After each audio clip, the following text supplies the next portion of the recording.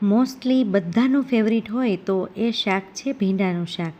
આજે આપણે ભીંડાનું શાક બનાવવાના છીએ એકદમ મસાલેદાર અને સિમ્પલ રીતે, અને મસ્ત રસ્સાવાળું ને લચકા જેવું શાક. તો એના માટે એક પેનની અંદર આપણે તેલ ગરમ કરીશું, અને આ શીંગ તેલ ગરમ થાય એટલે અડધી ચમચી આખું જીરું નાખી અને અડધી ચમચી હિંગ નાખી, અને આ રીતે મેં ભીંડાના સ્લેન્ટ રીતે એકદમ આમ ત્રાંસા કટકા કરી લીધા છે. એનાથી એનો લુક છે ને બહુ મસ્ત આવે છે, અને ભીંડો ચડી પણ સરસ જાય છે. તો આ રીતે ભીંડાનો વઘાર કરી દઈશું, અને ઉપરથી આપણે અડધી ચમચી હળદર નાખી મિક્સ કરી થોડી વાર માટે ચડવા દઈએ. અને ભીંડાની અંદર જે ચીકાશ છે ને એને દૂર કરવા માટે આપણે અડધું ફાડું લીંબુનો રસ ઉમેરી મિક્સ કરી થોડી વાર માટે ચડવા દઈએ.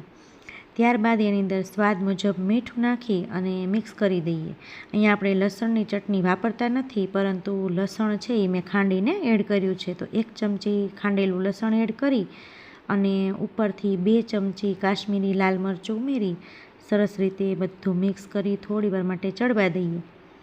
ત્યારબાદ ભીંડાની જેમ જ ટમેટાના પણ મેં આ રીતે ત્રાંસા અને લાંબા કટકા કરી લીધા છે, એ પણ મિક્સ કરી દઈએ. અને થોડી વાર ચડે તમે જોઈ શકો છો કે લોયાની નીચે આપણો ક્ષાર જે છે એ બેસી ગયો છે.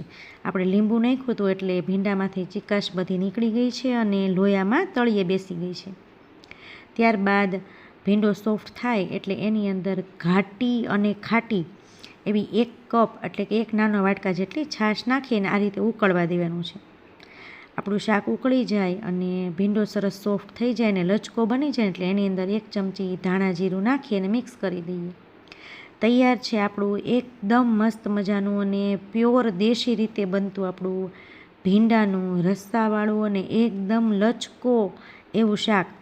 અને આ શાકની અંદર સહેજ પણ ચીકાશ નથી, કારણ કે આપણે લીંબુ નાખ્યું છે. તો તમે આ રીતે ચોક્કસથી એક વખત મારી રીતે ટ્રાય કરજો.